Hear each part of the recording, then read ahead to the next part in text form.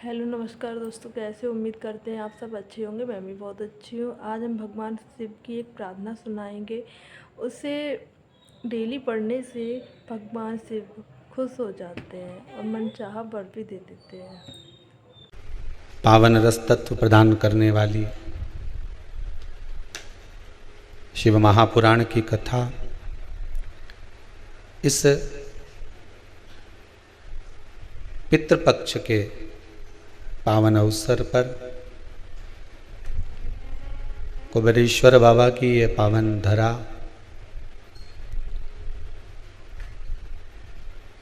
कुबेरेश्वर धाम से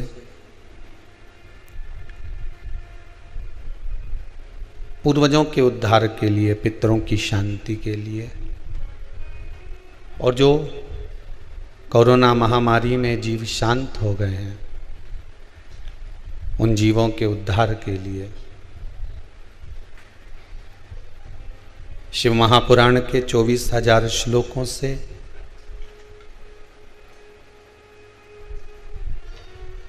सुंदर विद्वज्जन ब्राह्मणों के पावन सानिध्य में 24,000 श्लोक से जीवों के कल्याण हेतु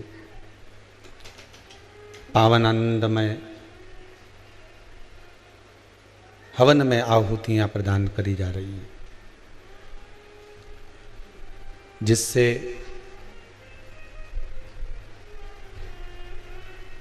बाबा देव अधिदेव महादेव की कृपा, करुणा, दया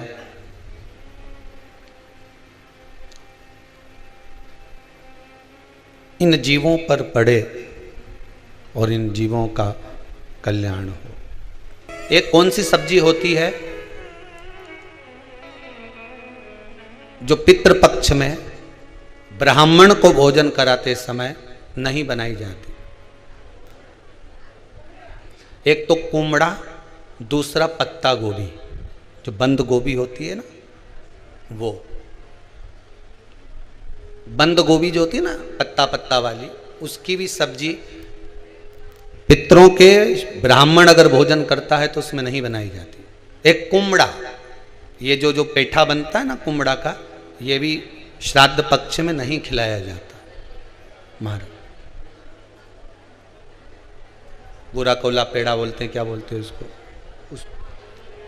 श्राद्ध पक्ष में उसको भोजन में नहीं दिया जाता। ब्राह्मण के भोजन, महाराज ब्राह्मण के भोजन में श्राद्ध पक्ष में सबसे ज्यादा जरूरी है दूध की खीर, दूसरा तुरई या गिलकी का भोजन, या तो सब्जी बनाओ या भजिया बनाओ, कुछ भी बनाओ। तीसरा मांस की दाल का भोजन, उड़द की दाल का भोजन। उड़द की दाल का या तो दही बड़ा बना लो, इमरती बना लो, या फिर बड़ा बना लो, या पकोड़ा बना लो, पर उसका भोजन होना जरूरी है। 3 भाग दूध का भोजन आहूतों के हिस्से में चले जाता है, गिलकी और तुरई का भोजन पितरों के हिस्से में चले जाता है, मांस की दाल का भोजन, उड़द की दाल का भोजन प्रेतों के हिस्से में चले जाता है। इसलिए ये 3 भाग का भोजन ब्राह्मण जब श्राद्ध पक्ष का भोजन करे तो उसमें बनाना जरूरी है।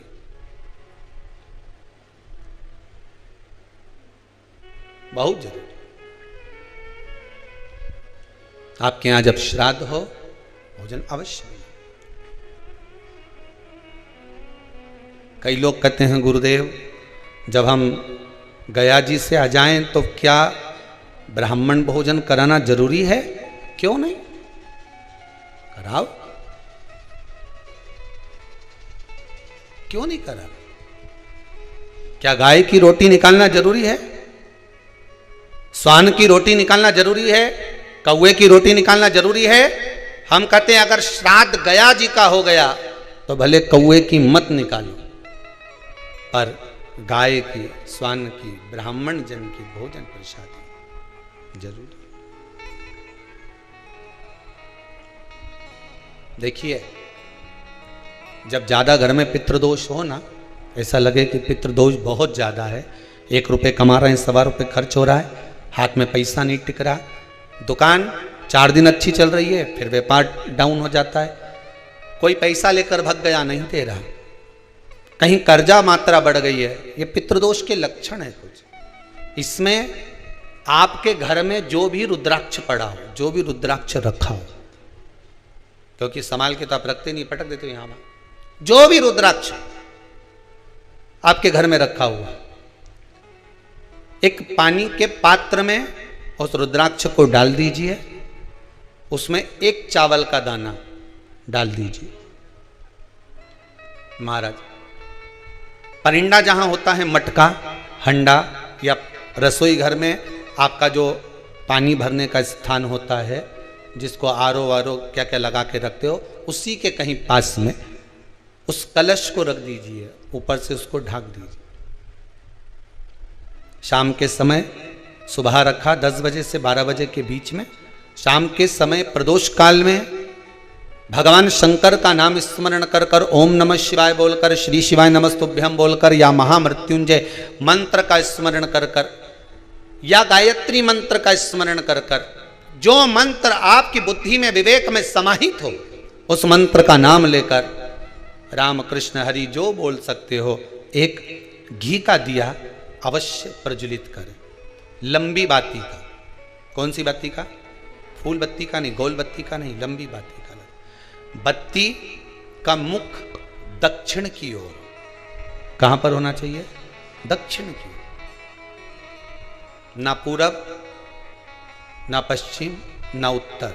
बत्ती का मुख कहां हो? दक्षिण की ओर। जैसे श्राद्ध पक्ष में ब्राह्मण को जब भोजन कराते हैं तो ब्राह्मण का मुख श्राद्ध पक्ष के भोजन कराते समय अगर पूरब, पश्चिम और उत्तर का होता है तो श्राद्ध के भोजन का फल नहीं मिलता। उसका मुख दक्षिण का होता है तो हमारे घर के जितने भी पितर उस तिथि में गए होते हैं सबको उसका भाग मिल जाता है और पितृदोष समाप्त हो जाता है। इसलिए ब्राह्मण का मुख श्राद्ध पक्ष में भोजन कराते समय दक्षिण का होना चाहिए।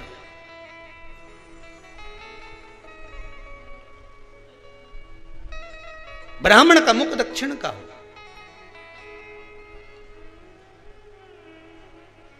यहां तक शास्त्र कहता है महाराज, अगर गौ माता को श्राद्ध पक्ष में अगर भोजन दे रहे हो तो गाय का मुख अगर दक्षिण का है, गाय का, आपका मुख भले उत्तर का हो, गाय का मुख दक्षिण का हो, आपका मुख भले पूरा पश्चिम का, गाय का मुख अगर दक्षिण में है, अगर आपने दक्षिण में गाय को खड़ी कर रखा है और दक्षिण में उसका मुख और आप भोजन दे रहे हो तो शास्त्र कहता है कि किसी पिंड की जरूरत नहीं पड़ती, गाय स्वतः कल्याण कर देती है, गौ माता स्वतः कल्याण कर,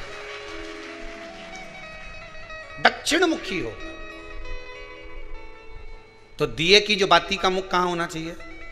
दक्षिण का। और दक्षिण का मुख हमारा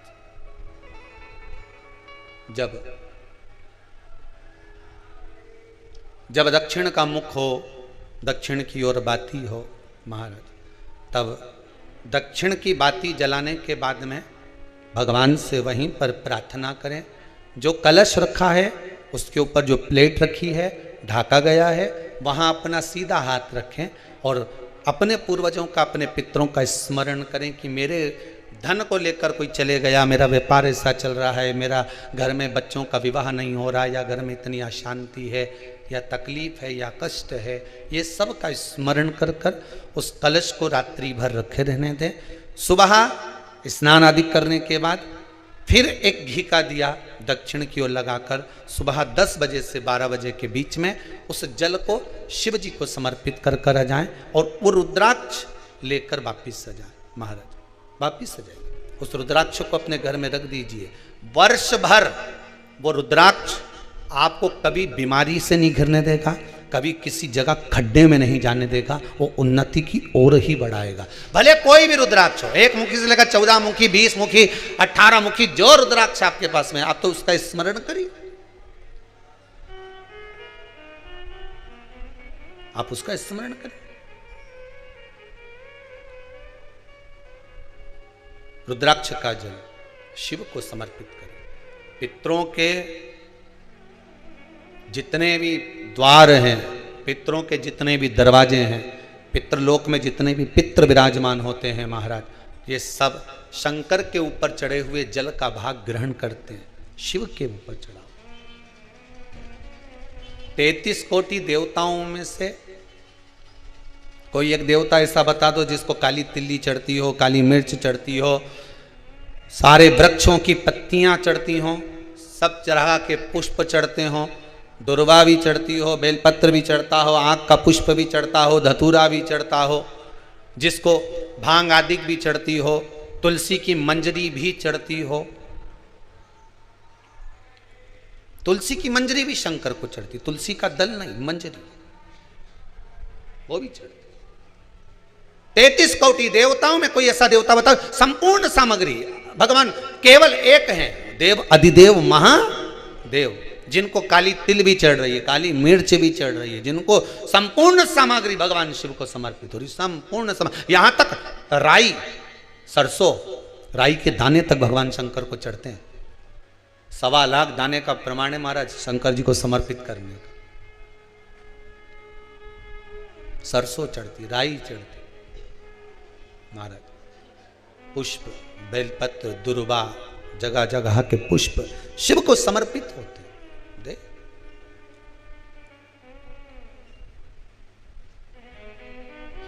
पितृ, जब शंकर भगवान को जल चढ़ाया जाता है 16 श्राद्ध पक्ष में, 16 दिन श्राद्ध के जब हम भगवान शंकर को जल समर्पित करते हैं तो उसका भाग हमारे पितरों को प्राप्त होता है।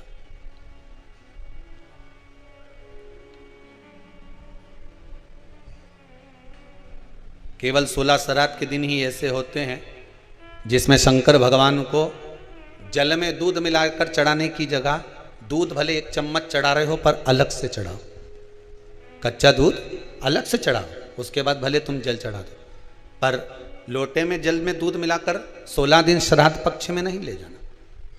भले 1 चम्मच दूध लेकर जाओ, 1 कटोरी दूध लेकर जाओ, पर कच्चा दूध अलग से लेकर जाओ, शंकर भगवान को अलग से चढ़ाओ, क्योंकि 16 दिन श्राद्ध पक्ष के जब भगवान शंकर को दूध और जल चढ़ाया जाता है वो हमारे पितरों के खाते में चला जाता है, हमारे पितरों को उसका भाग मिलता है। इसलिए शंकर भगवान को कच्चा दूध भी चढ़ाओ तो पानी में मिलाकर नहीं, एक अलग से 1 चम्मच ले जाओ, भले फिर शिव जी को चढ़ा दो, भले एक छोटा सा कटोरी में ले गए चढ़ा दिया, जल ले गए चढ़ा दिया, वो हमारे पूर्वजों को प्राप्त है। पितरों की कथा कहती है कि बेटों का जन्म, करुण पुराण कहती है कि बच्चों को जन्म क्यों दिया जाता है,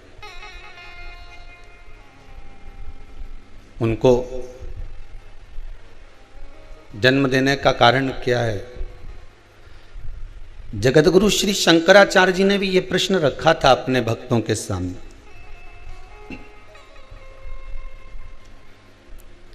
पूछा गया था कि औलाद क्यों पैदा करी जाती है, औलाद को जन्म क्यों दिया जाता।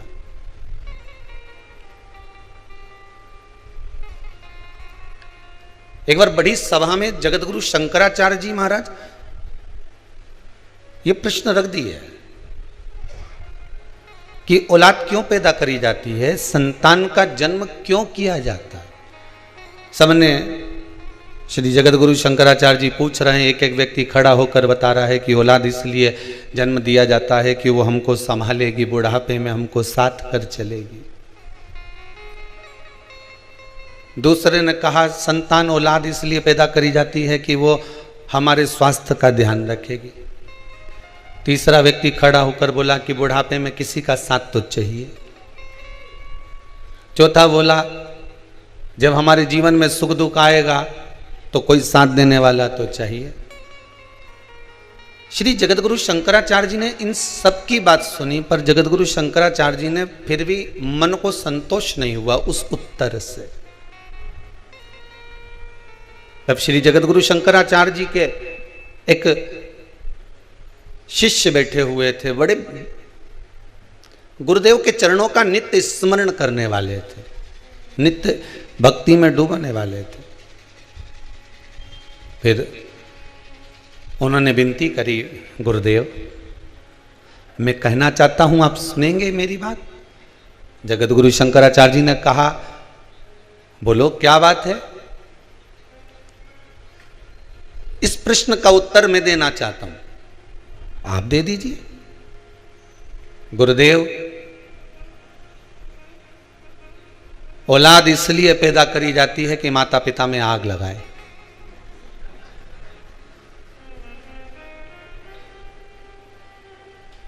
गरुण पुराण का सही मायना यही है। इसके सिवाय औलाद किसी काम की आई है? तुम्हारे कमरे में तुम सोते रहोगे, सिर दर्द होता रहेगा, औलाद अपना कमरा छोड़कर नहीं आएंगे। औलाद के सिर में दर्द होगा तो माँ दौड़कर चली जाएगी, बाप 50 बार पूछ लेगा बेटा चल मैं डॉक्टर को दिखाया हूँ, माँ कह देगी जरा चले जाओ, उसको स्वास्थ्य खराब है, उसका तबीयत खराब है, जाओ, बच्चा बीमार पड़ा हुआ है 4 दिन से, तुमसे पूछते नहीं बन रहा है। पत्नी का कहना मानकर पिता भी 4 बार जाकर पूछ लेगा बेटा कोई तकलीफ है, चल मैं तेरे को डॉक्टर को दिखा दूं, चल मैं तेरा चेकअप करवा दूं, चल मैं ऐसा कर दूं।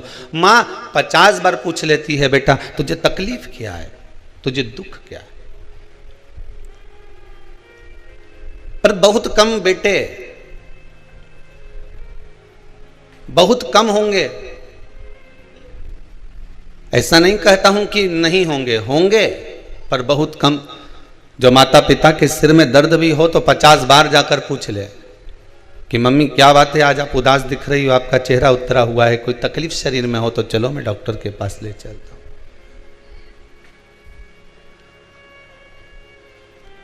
सही मायना तो यही है कि औलाद इसलिए पैदा करी जाती है कि अंतिम समय में आग कौन लगाएगा।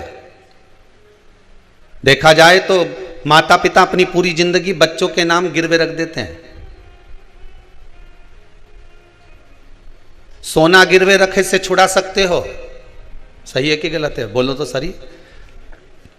पाटली गिरवे रखी आए तो छुड़ा लोगे, सोना गिरवे रखी आए तो छुड़ा लोगे, चांदी गिरवे रखी आए तो छुड़ा लोगे, जमीन गिरवे रखी आए तो छुड़ा लोगे, पर खुद को अपनी औलादों के पास गिरवे रख दिया जीवन भर, उसको कैसे छुड़ाओगे? विचार तो करो।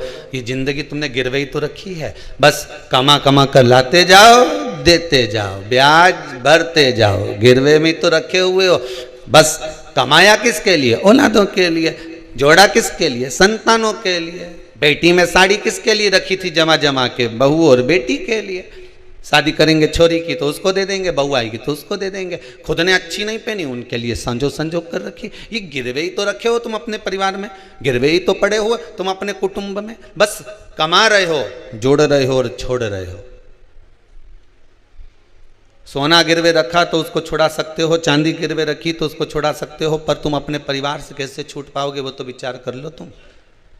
आखिरी तक भी मरने के बाद अगर बुढ़िया मर जाती है और सोने की मुर्की कान में पड़ी रह जाती है, कहीं पाँव में चांदी की मोटी मोटी, पहले वो तगड़ी पहनते थे, क्या बोलते, पैड़ी पहनते थे पाँव में मोटी मोटी, तो सुनार को बुलाते थे, मरी हुई डुकरिया पड़ी रहती थी और सुनार आकर कहते थे, बहुवन छाती पे खड़ी रहती थी, काटो,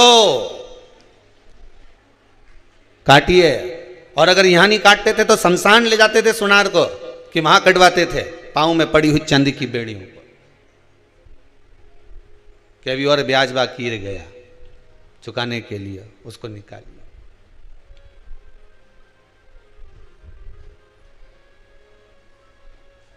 पूरी जिंदगी लगा दी आपने, पूरा जीवन, पूरा जीवन।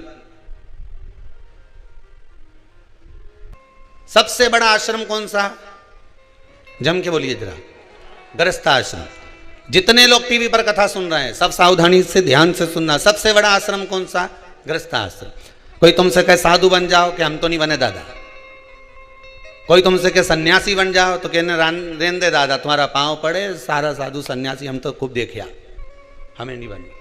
कोई बोले तुमसे साधक बन जाओ तो हमें वे भी नहीं बनना। कोई तुमसे कहे कि कोई तपस्वी बन जाओ, जोगी बन जाओ, सन्यासी बन जाओ, तो कि हम तो वे भी नहीं बने दादा, हम तो घर में 2 रोटी बनाए खाएं। तो कोई तुमसे कहे कि नर्मदा के घाट पे जाके बैठ जाओ, रहने दे दादा, घर के बाहर बैठो तो बस योर वाला महाराज चिल्ला चिल्ला के बोले, मत तुम क्योंकि नर्मदा के घाट बैठ जाओ, रहने दे तू तो।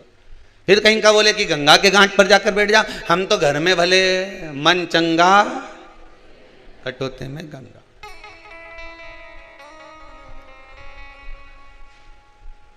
हमें नहीं बैठना।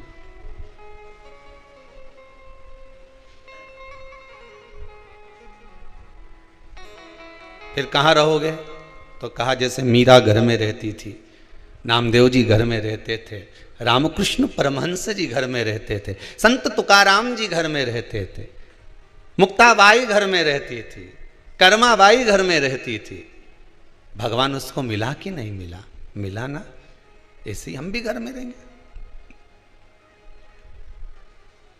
घर में रहना कोई सरल बात है? अरे भैया, माना कठिन है घर में रहना, पर घर में ही तो भगवान मिलेगा। यशोदा रानी को मिल गया, नंद बाबा को मिल गया, मेरे दशरथ जी महाराज को मिल गया, कौशल्या मैया को मिल गया, तो मुझे क्यों नहीं मिलेगा? मिलेगा तो मेरे ही घर में, क्यों नहीं मिल सकता? रहो घर में। बस इतना याद रखो, जैसे जैसे किसी एक सेठ जी के लड़के की शादी,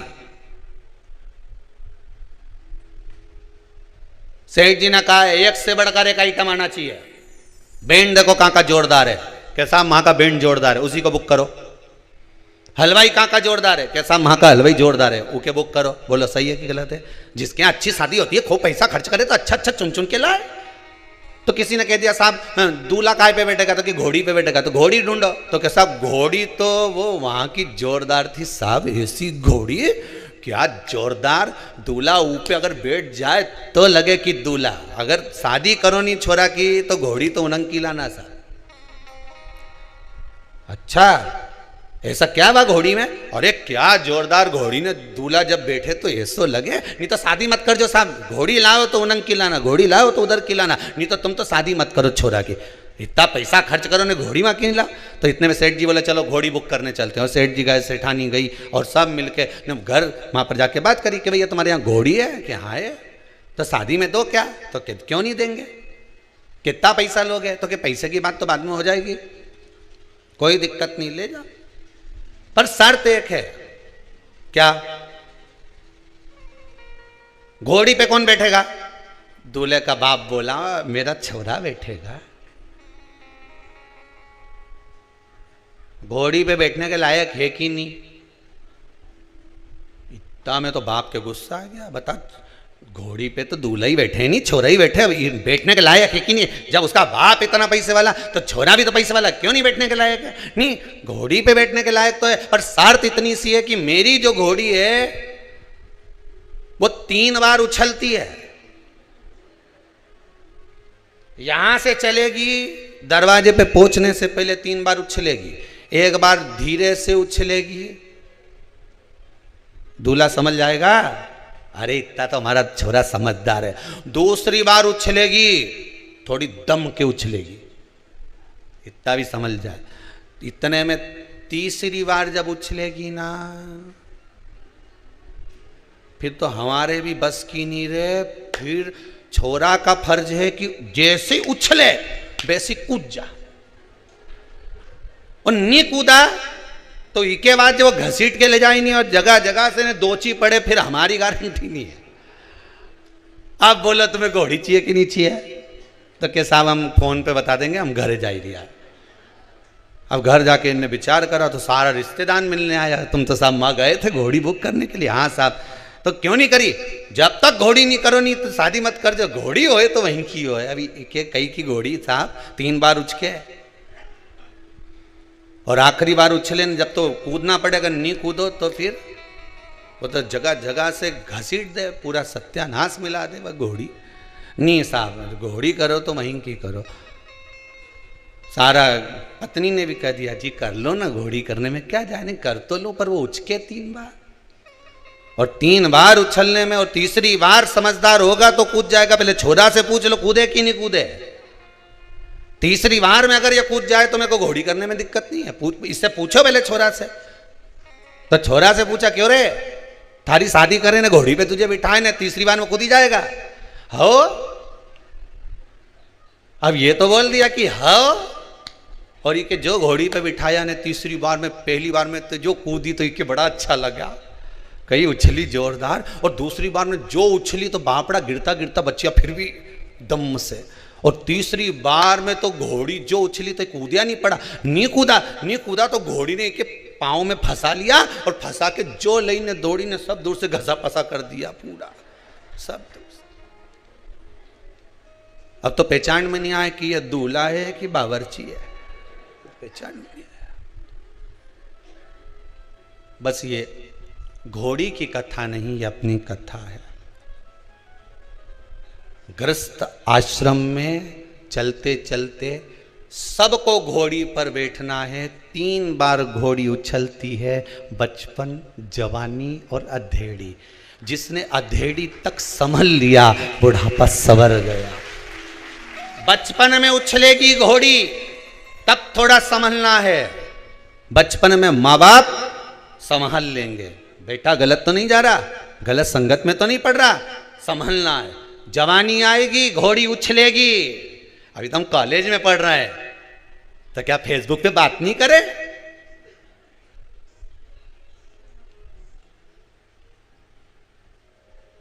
क्या व्हाट्सएप नहीं चला है?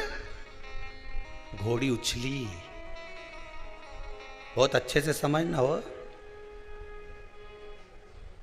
बचपन में उछली, माता पिता ने संभाल लिया। जवानी में उछली, डामाडोल हो गया, डामाडोल।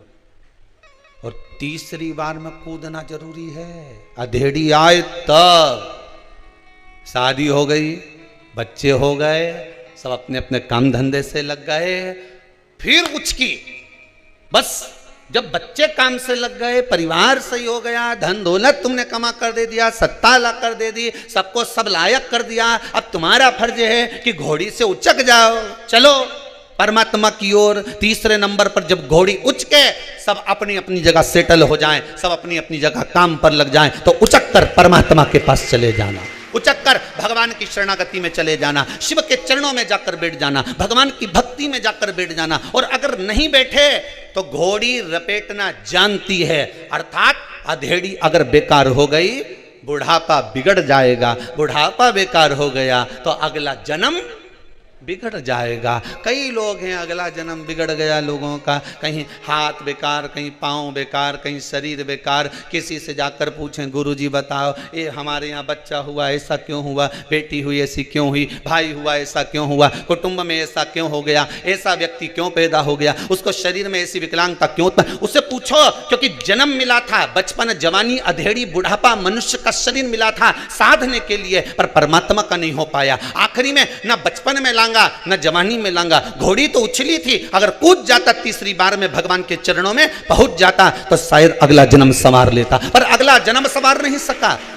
परमात्मा ने बारंबार मौका दिया। ऐसा कोई मनुष्य पैदा नहीं हुआ संसार में, चाहे राजा हो, रंक हो, भिखारी हो, चाहे ब्राह्मण, संत, साधु, सन्यासी, तपस्वी, साधक, उपासक, कोई भिक्षुक, कोई भिखारी, कोई राजा, कोई सांसारिक मनुष्य, कोई गृहस्थ आश्रम में रहने वाला, कोई घर में रहने वाला व्यक्ति, हर एक व्यक्ति को मेरा भोलेनाथ एक मौका जरूर देता है। किसी व्यक्ति से उसको एक बार जोड़ देता है कि मैंने तुझे मौका दिया है, इससे जुड़ जाना और जुड़ने के बाद तेरी जिंदगी संवार लेना। इस व्यक्ति से मैंने तुझे जोड़ा है, तेरे विश्वास से तुझे जोड़ा है। भगवान शंकर, मेरा भोलेनाथ, मेरा राम, मेरा कृष्ण, मेरा परमात्मा संसार के हर मनुष्य को, चाहे वो कोई मंत्री हो, संतरी हो, गृहस्थी हो, चाहे भिखारी हो, चाहे कोई किसी भी धर्म का, किसी भी वर्ण का, किसी भी गोत्र का हो, हर व्यक्ति को, चाहे छोरा हो, चाहे छोरी हो, चाहे व्यक्ति हो, हर व्यक्ति को भगवान एक बार किसी अच्छे व्यक्ति से जुड़ने का मौका देता है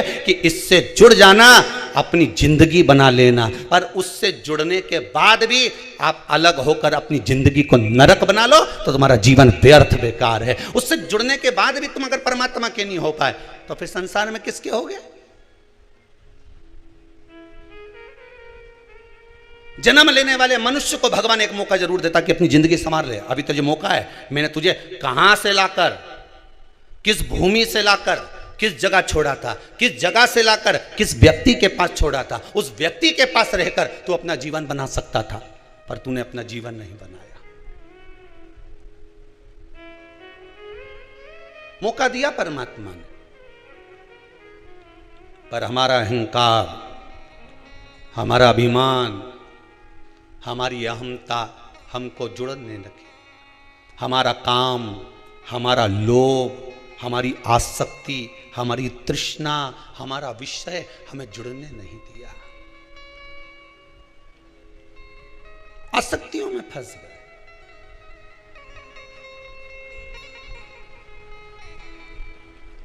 परमात्मा अगर किसी का काम कर देता है तो दुनिया के लोग परमात्मा का गुणगान गाते हैं। वो लोग गाए कि नहीं गाए?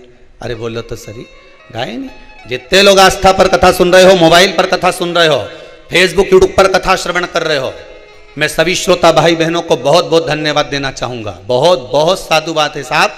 टीवी पर सुनने वाले तो कथा टीवी पर सुन रहे हैं, तो भी अगर फेसबुक और मोबाइल पर लोग कथा सुन रहे हैं तो 40-40 हजार लोग केवल मोबाइल पर कथा श्रवण कर रहे हैं। उनको नमन करता हूं, आपके विश्वास को, आपकी श्रद्धा को नमन करता हूं। कल कार्यकर्ता बता रहे थे गुरुदेव, 40,000 लोग तो केवल यूट्यूब पर कथा कर स्वादन श्रवण कर रहे हैं। मैं आपकी श्रद्धा, आपके विश्वास को नमन करता हूं। मैं नवयुवक टीम को जो अपना समय इस परमात्मा को, मेरे शंभू को दे रहे हैं, उनको नमन करता हूं। आपका विश्वास इससे ही जुड़ा रहे, मेरा शंकर आपको उन्नति की ओर लेकर चले जाए, बस यही विश्वास पर मैं आपको नमन करता हूं। यह आपका श्रद्धा, आपका विश्वास है, भरोसा है।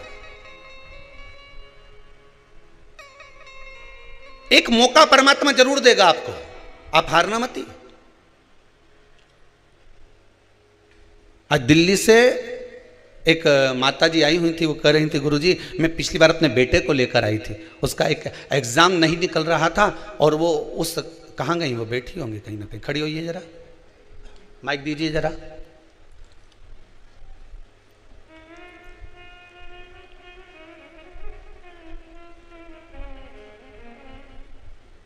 कहाँ से आई हैं दीदी आप?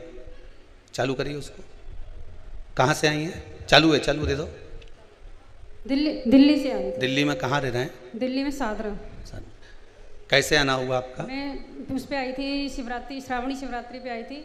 उसके एक पेपर नहीं निकल पा रहा था फाइनल का जी। मैंने वो पूजन करवाया और पशुपतिनाथ का व्रत रखा जी। आपके बताए हुए सारे उपाय करे मैंने, वो पास हो गया। मैं बहुत बहुत धन्यवाद देने आई हूँ गुरु जी, बहुत बहुत धन्यवाद देने आई हूँ बाबा जी, बाबा की कृपा। आज एक दिल्ली से और भाई आए हुए हैं, वो अभी रास्ते में हमसे कह रहे थे गुरुदेव मेरे बेटे का जॉब नहीं लग रहा था। कहाँ है वो?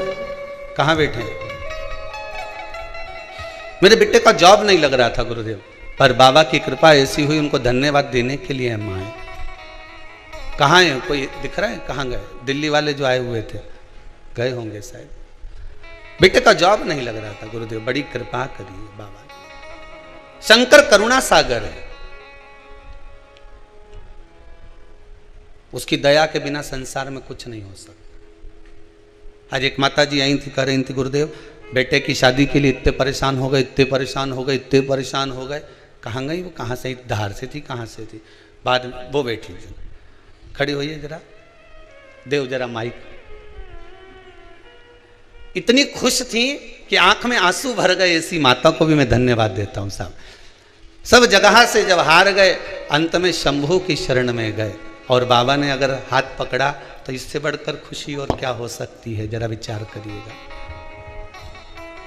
कहाँ से आई हैं आप? राहू से, इंदौर से। इंदौर राहू से आए हैं।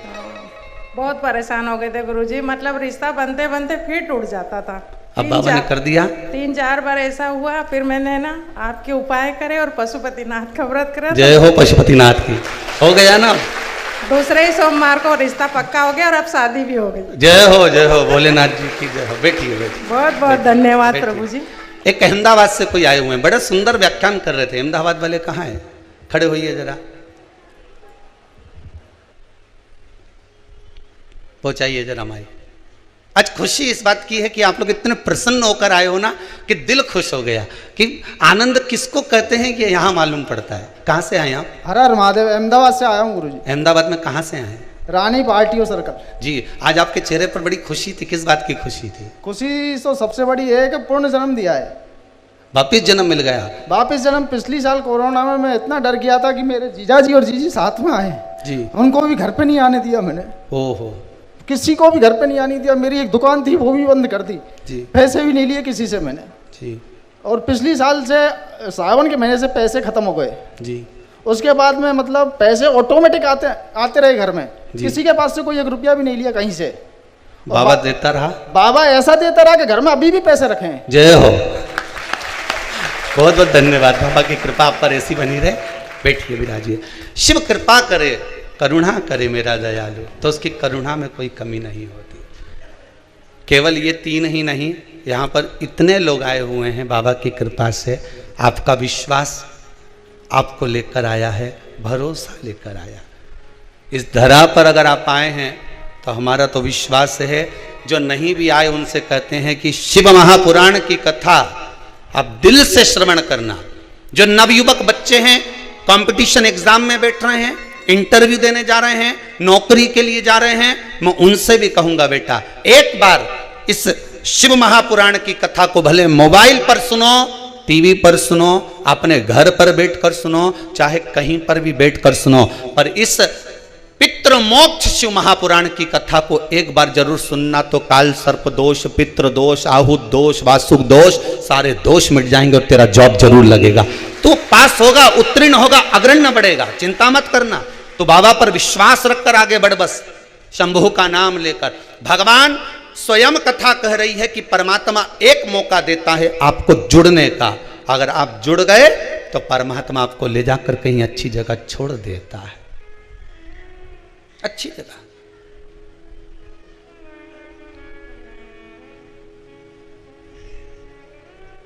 भगवान काम करेगा तो आप यश करोगे, जिसका भगवान नहीं कर्म करेगा तो लोग उसका भी बोलेंगे हम तो भगवान के मंदिर जाते थे, हमने तो खूब अगरबत्ती लगाई, हमने तो खूब दियाबत्ती लगाई, भगवान तो हमारी सुनता ही नहीं है। केवल भगवान के साथ नहीं होता, संसार के प्रत्येक मनुष्य के साथ होता है। आपके यहाँ कोई काम कर रहा है, आपके यहाँ कोई नौकरी कर रहा है, आपके यहाँ कोई चाकरी कर रहा है, कोई सेवा कर रहा है, कोई नौकरी कर रहा है, कोई धंधा, कोई आपके हाथ के नीचे काम कर रहा है। 8 साल 10 साल 12 साल उसने आपके हाथ के नीचे काम करा, आपके यहाँ काम करा, आपने उसकी कुछ गलती को देख लिया, उसको निकाल दिया। अब वो व्यक्ति जिसको निकाला है तुमने, वो तुम्हारी बड़ाई करेगा कि बुराई करेगा? बुराई ही करेगा ना, कि बड़ाई कर देगा? अरे बोलो तो जम के, बुराई ही करेगा ना, क्योंकि 10 साल तो यहां खूब खाया, आपके पास में खूब रहा, 10 साल तो आपके पास में रहकर खूब चकाचक की जिंदगी थी, और जब आपके पास से, आपकी नौकरी से, आपके दरवाजे से निकाल दिया गया, उसका व्यवहार, उसका व्यवसाय देखकर, उसका स्वरूप देखकर, उसकी गलत काम देखकर, तो वो तुम्हारी बड़ाई नहीं करने वाला, वो तुम्हारी जगह जगह केवल बुराई ही करेगा। अब उसके बुराई करने से तुम्हारा कुछ बिगड़ने वाला है क्या? हाथी जाए बाजार और कुत्ता भोके हजार, उससे कुछ बिगड़ेगा क्या तुम्हारा? कुछ नहीं। तुम तो हाथी जैसे दुम हिलाकर, अलमस्त सूंड हिलाते हुए अपनी जिंदगी को आगे बढ़ाते चलो। दुनिया आग लगे बस्ती में, अपन रहो मस्ती में, क्या किसको रोइए, चादर तान के सोइए, आप अपनी जिंदगी मस्त जियो। दुकान किस किस की है? हाथ उठाओ जरा, जिन जिन की दुकान है, बस धर लो। जितने आस्था पर कथा सुन रहे हो, दुकान तुम्हारी भी होगी ना। दुकान में कांटा और बाट रेक ही नहीं रहे। कांटा मतलब तराजू, और बाट, कांटा और बाट रेक ही नहीं रहे।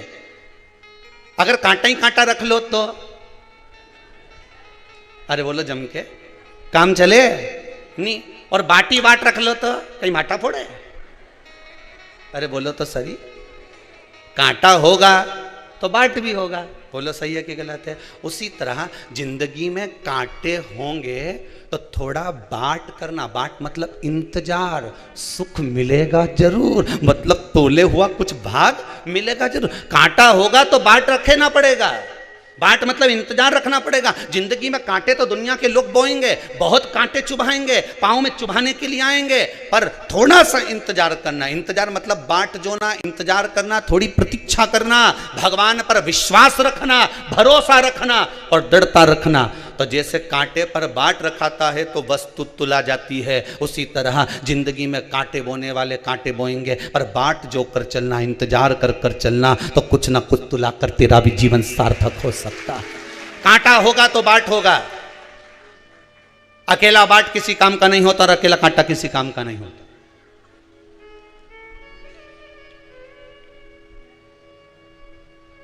वो किसी काम का नहीं।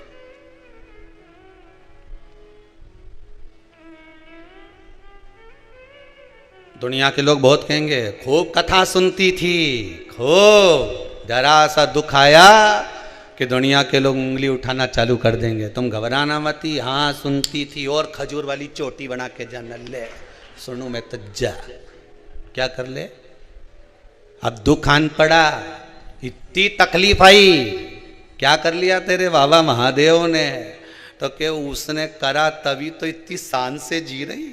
और आपसे निवेदन है, पहले भी कथा में कहा, दुख कितना भी आए पर चेहरे से स्माइल मत जाने देना। तुम्हारी स्माइल तो ना जाने कितनों को घायल कर जाएगी, ना जाने कितनों को।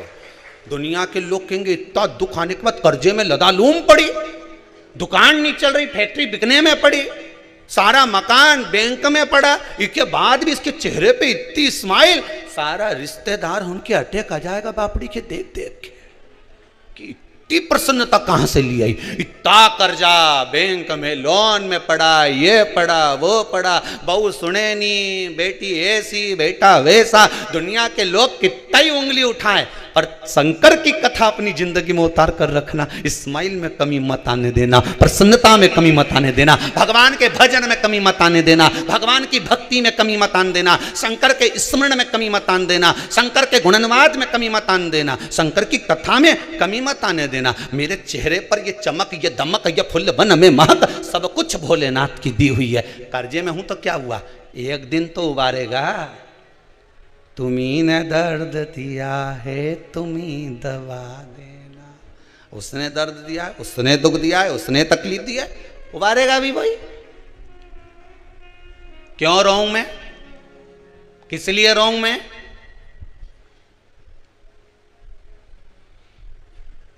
गुरुजी मेरी जमीन पे कब्जा कर लिया। ओहो, तेरे मन पे तो नहीं करा, काय पे करा है? जम के बोलिए, जमीन पर। गुरुजी मुझे बताया ही नहीं, रजिस्ट्री करा ली। कोई बात नहीं, तेरा भाग्य पे तो रजिस्ट्री नहीं कराई। अरे बोलो तो सही, कराएगा? तेरा मन, तेरी बुद्धि, तेरा चित्त सब ले जाके भगवान पर सौंप दे, फिर देखें वो रजिस्ट्री काम आएगी कि ये रजिस्ट्री काम आएगी। फिर देखा जाए वो काम आएगा कि ये काम आएगा। संसार के लोगों से व्यवहार निभाओगे तो एक ना एक दिन धोखा खाओगे, पर मेरे महादेव से व्यवहार निभाओगे तो दुनिया के लोगों के मुख चुप करके ऊपर बढ़ते चले जाओगे। संसार के लोगों से व्यवहार नहीं निभाना। संसार के लोगों में तो ऐसे रहना जैसे जल में कमल का फूल रहे। मेरे अवगुण दोष समर्पित हो सरकार तुम्हारे चरणों में। हमें परिवार में, नातों में, रिश्तों में, कुटुंब में, कबीले में सबके साथ रहो, कमल के फूल के जैसे रहो। कमल का फूल के नीचे कितना कीचड़ रहे, पर फूल कितना जोरदार रहनी। ओके, देखते से तोड़ने का मन करे, जो तोड़ने जाए वो पहले कीचड़ में धस जाए, जब पहले धस।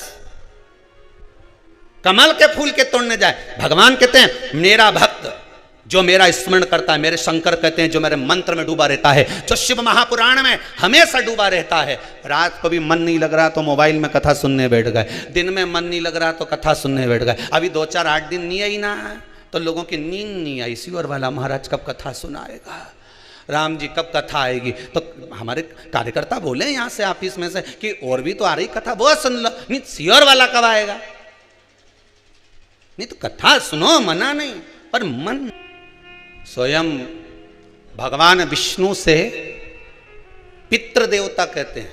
आपको कथा में कहा था, जितनी देर आप शिव महापुराण की कथा में बैठते हो, आस्था चैनल के सामने या मोबाइल पर कथा श्रवण करने बैठते हो, ऑनलाइन शिव महापुराण की कथा सुन रहे होते हो, उतनी देर जितनी देर आप भगवान की कथा सुन रहे होते हो, उतनी देर आपके पूर्वजों के पास, आपके पितरों के पास भगवान विष्णु बैठे रहते हैं। उनके कंधे पर हाथ रखकर कथा सुनते हैं कि तेरे बच्चे सत्कर्म कर रहे हैं, तेरे बच्चे पुण्य कर्म कर रहे हैं। इसलिए आपसे कह रहे हैं, बार बार कर रहे हैं कि इस पुनीत पावन 24,000 श्लोक से शिव महापुराण का जो यज्ञ चल रहा है, इसका दर्शन करो, कथा श्रवण करो और अपने जीवन को सार्थक बनाओ।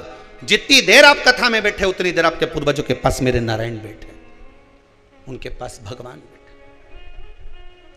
छूट जाए पर मेरा भोलानाथ, मेरा शंभुनाथ, मेरा त्रिकालदर्शी, मेरा कैलाशी, मेरा अविनाशी नहीं छूटना चाहिए। वो क्यों छूटे?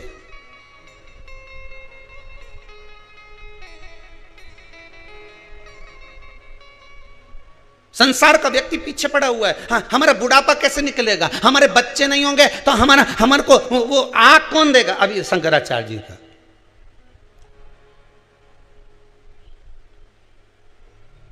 तुम्हें आग लगाने वाले को मत ढूंढो रे।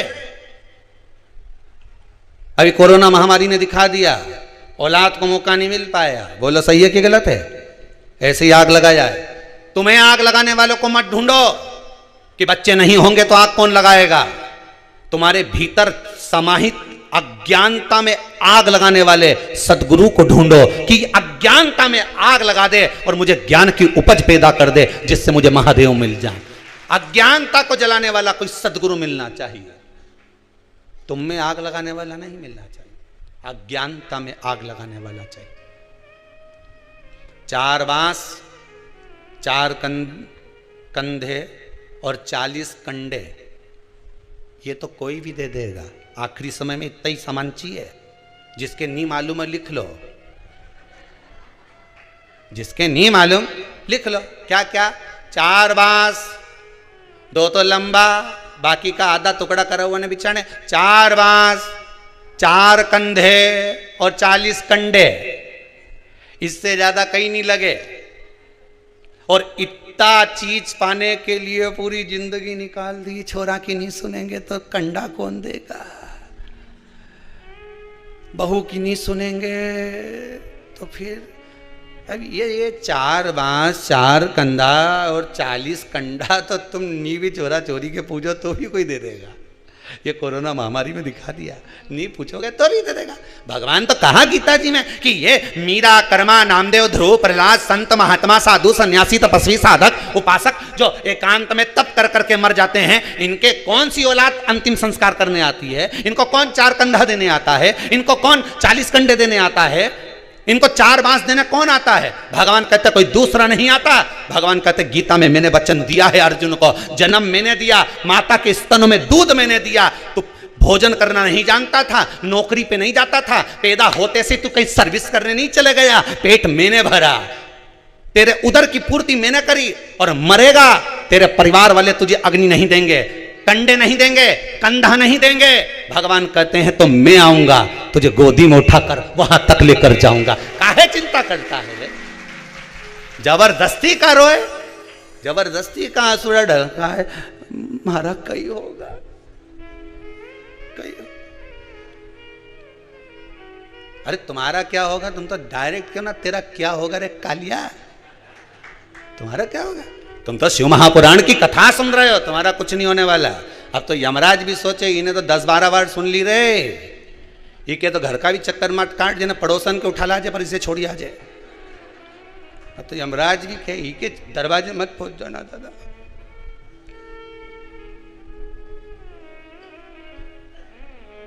भगवान से प्रार्थना करना कि हमें आग लगाने वाला नहीं ढूंढना है, हमें हमारी अज्ञानता को जलाने वाला ढूंढना है, जो हमारे भीतर की अज्ञानता को जला दे। देव ऋषि नारद कितना श्रीमन नारायण करते थे। बोलो सही है गलत है? कि मैं तप करने जाऊंगा, शिव महापुराण में लिखा है। तप करने गए, अहंकार बढ़ गया। जिसको देव अधिदेव महादेव नहीं जीत पाए, उस कामदेव को मैंने जीता। यह अज्ञानता नहीं तो क्या?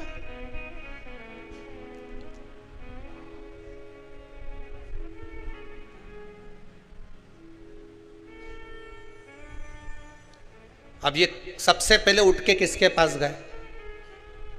शंकर जी के यहां गए थे कि नहीं गए थे? कथा में बताया था। कौन? देव ऋषि नारद ने कामदेव को जीता। सीधे शंकर जी के पास गए और शिव जी के पास जाकर बोले देव अधिदेव महादेव की जय हो। शंकर भगवान ने पूछा आओ प्रभु कैसे आना हुआ देव ऋषि नारद? नारद जी बोले जिसको आप नहीं जीत पाए, उस कामदेव को मैंने जीता है। शंकर भगवान बोले आप देव ऋषि नारद हो, आप तो दुनिया जीत सकते हो, ऋषि क्या नहीं जीत सकता? आप तो दुनिया जीत सकते हो। शंकर भगवान ने रुद्राक्ष की माला उठाई, नारद जी के गले में पहना दी, और जाते जाते नारद जी को एक फ्री की एडवाइस दे दी। अकल, फ्री की अकल, फ्री का ज्ञान। क्या दिया? जो तुमने मुझसे कहा ये भगवान विष्णु से, अरे बोलो तो जम के, मत कहना। अच्छा ही कहा ना, अच्छा ही कहा ना कि अपने मुंह से अपनी बड़ाई नहीं करना है, मत बोलना तुम भगवान विष्णु के सामने जाके। पर नारद जी माने?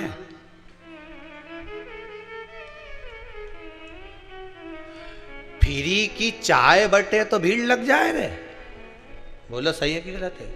और मैं लिखा रे फ्री की चाय, तो थोड़ी तुम कहीं पी रहा हो यहाँ होटल पे, अंदर फ्री में। बोलो सही है कि गलत है? फ्री की कचौड़ी बटे तो, अरे बोलो जम के, भीड़ लग जाए। फ्री का कम्बल बटे तो, ये सो जोरदार कम्बल, कहीं जोरदार, कितना का लिया? फ्री में मिल रही है, चले जा।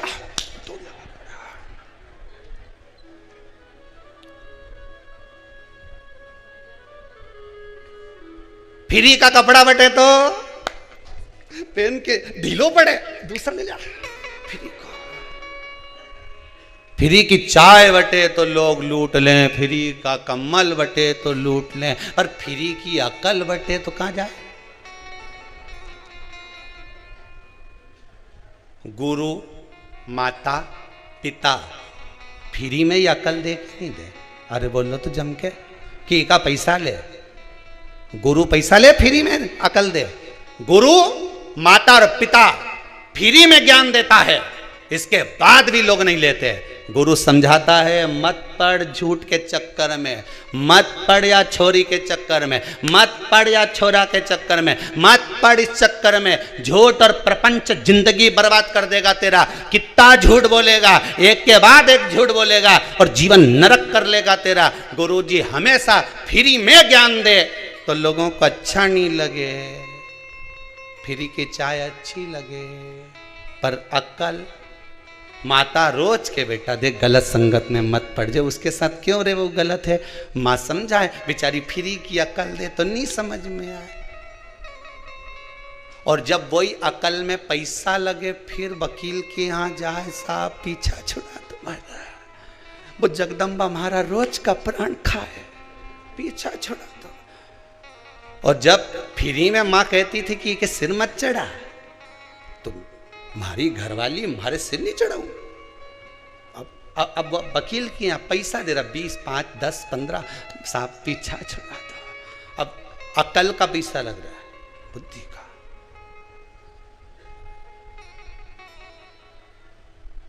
गुरु माता पिता फ्री में ज्ञान देते हैं, कौन सा तुमसे पैसा ले?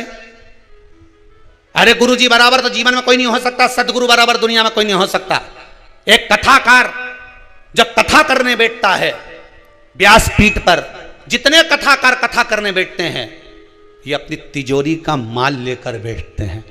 उनकी तिजोरी है श्रीमद् भागवत, शिव पुराण, रामायण, और इस तिजोरी के माल को भरे मंच से लुटाना प्रारंभ करते हैं कि राम नाम के हीरे मोती मैं बिखराऊं गली गली, ले लो रे कोई, अरे जम के तो बोलो, ले लो रे कोई राम का प्यारा, शोर मचाऊं गली गली। एक कथाकार, एक संत, एक महात्मा, एक जोगी, एक सन्यासी, एक तपस्वी, एक साधक, एक व्यास वक्ता कथा करने बैठता है तो अपनी तिजोरी का माल लुटाने बैठता है कि तुम्हें लुटा रहा हूं, ले लो, अभी भी मौका है, ले लो। जैसे वो रात के चिल्लाए, सीटी बजाए, जागते, अरे बोलो तो जमके, जागते रहो। अब उसको क्या पड़ी आधी रात को चिल्लाने की जागते रहो? उसको मालूम है ये कोई जगह है, सो रहा है। उसी तरह गुरु जी भी दिन में चिल्लाते हैं, जाग जाओ, अभी कुछ नहीं बिगड़ा, राम कृष्ण शिव कहीं नहीं गया, तुम्हारी तिजोरी का माल कोई लूट के ले जाएगा, जाग जाओ। इस हृदय में राम और कृष्ण और शिव को बिठा लो, नहीं तो कब लुट जाएगी ये तिजोरी। श्वास जाती जा रही है, जा रही है, पूरी तिजोरी लुटती चली। बचा लो, अभी भी मौका है। देव ऋषि नारद को कितना समझाया भगवान ने, कितना ज्ञान उपदेश दिया। अरे नारद जी आपको कहकर भेज रहे हैं, बिल्कुल ध्यान रखना। आप ये बात मुझे कहो, ये भगवान से मत कहना। पर कौन ने माना? देवऋषि नारद सीधे भगवान विष्णु के पास जाकर कह दिए, सीधे जाकर कह दिए भगवान विष्णु को। पहुंचते ही भगवान विष्णु जान गए कि नारद जी ने, देवऋषि नारद आज निंदा कर रहा, करेगा निंदा करने वाला ने करे।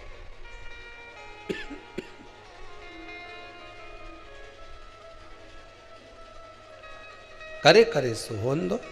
अब देवऋषि नारद को लगा कि भगवान विष्णु को इतनी बड़ी बात कही, और इतनी बड़ी बात मैंने देवऋषि नारद मन में सोचे कि मैंने भगवान विष्णु को कही, और भगवान मेरी बात को तो लिए ही नहीं। निंदा करने वाला व्यक्ति, कोई अगर किसी पर उंगली उठाए तो पहले विचार कर लेना कि ये सत्य बोल रहा है कि असत्य बोल रहा है। विचार करिएगा।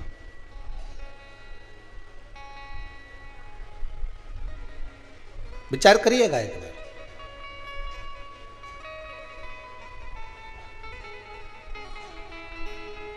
अच्छाई देखोगे तो ढेर अच्छाई मिलेगी, और बुराई देखोगे तो ढेर बुराई मिलेगी। एक बार जब भगवान राम जी महाराज अयोध्या में आ गए, राम राज्य स्थापित हो गया, तब राम जी महाराज जब शाम के समय पर टहलने के लिए निकले तो अयोध्या के एक विद्वान ने राम जी महाराज को रोक लिया। रुकिए महाराज, यहीं पर आपसे कुछ बात करना है।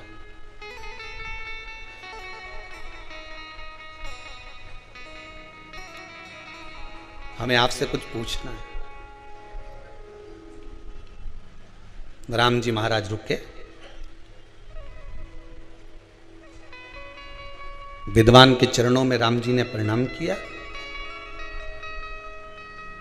कोई बहुत अगर विद्वत्ता की बात करे ना तो उसके सामने शून्य बन जाना चाहिए। अपनी ज्ञान की परिभाषा में मत खोलना।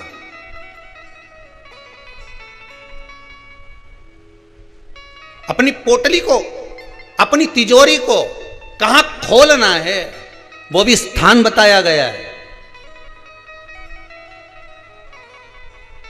जिस समय भगवान के चरणों के प्रति रुचि नहीं हो उसके सामने कभी भगवान की बात मत करो।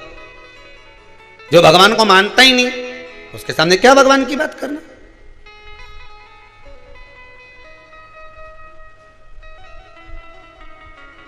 ज्ञान उसी को दीजिए जो ले रहा हो, उसके सामने कभी ज्ञान मत दो जो लेने कोई तैयार नहीं। कितनी अच्छी अच्छी बात रावण और दुर्योधन को समझाते थे, फ्री की एडवाइस देते थे, फ्री का ज्ञान देते थे, कितना समझाते थे, अच्छी अच्छी बात बताते थे, तो इसके समझ में आती थी। अरे बोलो तो सही जरा जम के। ये जितना लोग तुम आस्था टीवी पर कथा सुन रहे हो, जितने लोग मोबाइल पर सुन रहे हो, इनको कितना ज्ञान दिया बेचारे के नाना जी भी बोला रावण का, तो नाना भी बोला रे सुधर जा रे ओ 10 मुंडा का सुधर जा, तेरे को समझाऊं, अच्छे से समझा रही हूँ, समझ जा, मैं लंकेश मत कर, अभी भी तेरे को समझा रहे। नाना जी बोला, इतना डोकरा आदमी, बूढ़ा आदमी बोला कि समझ जा रे। अच्छा वो तो वो एक धर्म पत्नी भी समझाई बेचारी मंदोदरी बाई, कितना किया, समझ जाओ स्वामी। पर ये फ्री की एडवाइस जिसे समझ में आए, अच्छी बात अगर किसी के क्यों नहीं तो के वो पटना की बोलूं कि काली मिर्ची बोलूं, तुम बोलो वो बोल दूं। पटना की लग जाए वह मिर्ची, लाल मिर्ची लग जाए उसे तुरंत। अच्छी बात अगर कहीं का बोला, समझाने की बात तुमने किसी को की और रोके लगे। इतना भी मूर्ख नहीं है हम हो। जितनी अकल तुम दे रही हो नहीं, जितनी तुम अकल हमको दे रहे हो नहीं, इतनी तुम में पहले की भरी। रावण भी उसके नाना